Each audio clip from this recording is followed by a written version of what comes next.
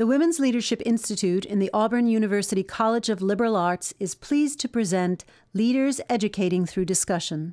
We hope you will take a moment after you watch our presentation to add your own voice to the dialogue on our website, auburn.edu/women's leadership. Good morning. First, I'd like to thank the Women's Leadership Conference the opportunity to share my life's experience with you. And as Paul has already said, I have not taken necessarily the traditional route to get to where I am today. It's kind of taken a circuitous, winding path.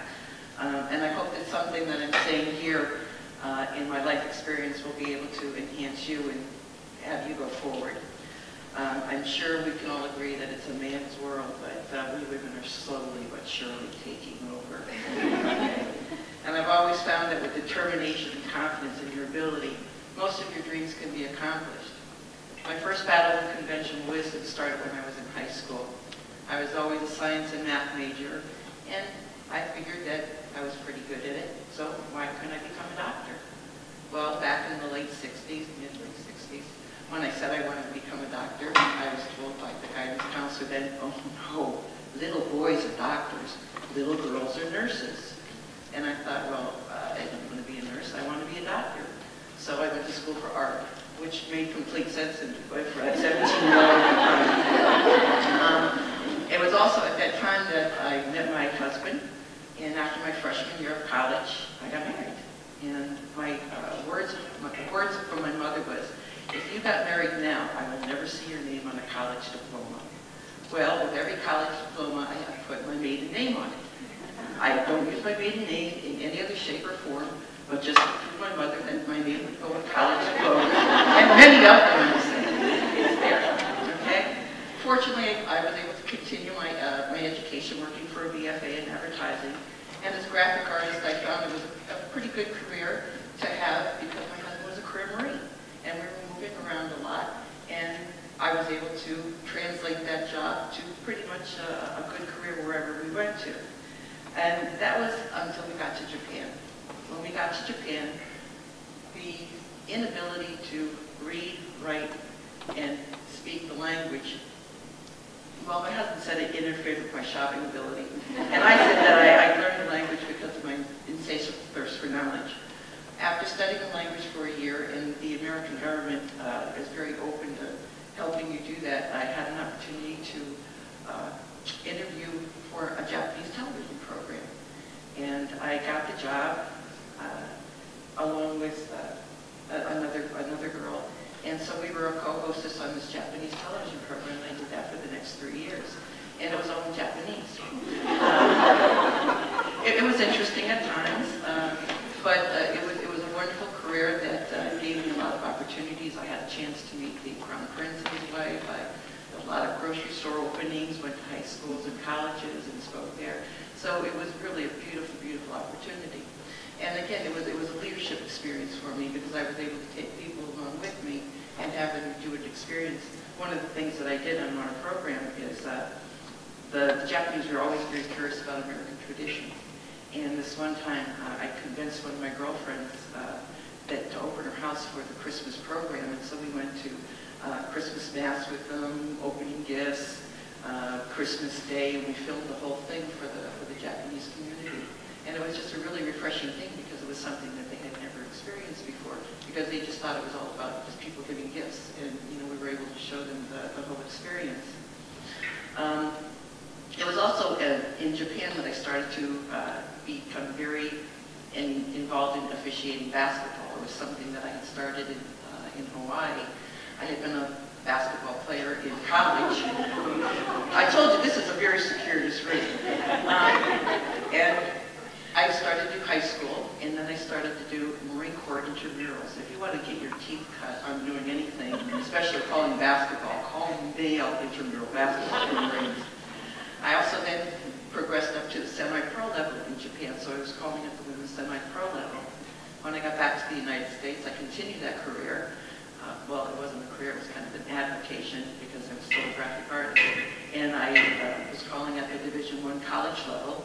And also I was sanctioned by FIBA, which is the sanctioning committee for the Olympics.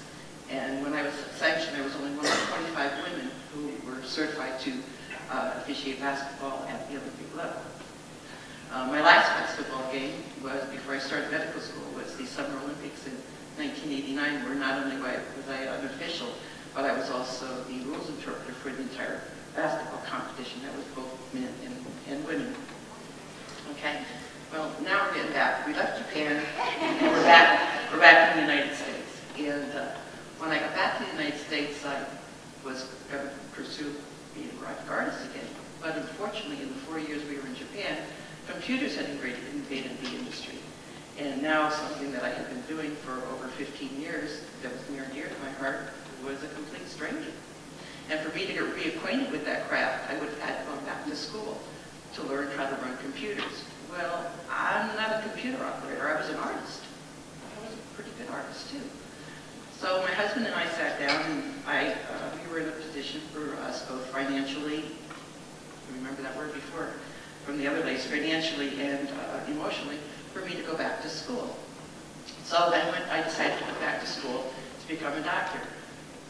Well, I did a little bit of research, though, beforehand, and it says if you're 35 or older, don't think about even looking at going to medical school. Wow, so I already had a roadblock ahead of me. But again, why let adversity stand in my way? So at the age of 36, I went back to college, got a bachelor's degree in biology, and at 39 years old, I started medical school at the University of North Carolina at Chapel Hill.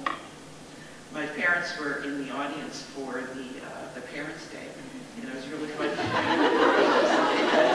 my mother said that she was sitting in the audience, and said that the oldest medical student was twice as old as the youngest medical student. She said, and I knew it was going to be you. I knew it was going to be you. And they said when it was 40, she said, it wasn't you. So I wasn't the oldest medical student. I was the second oldest medical student.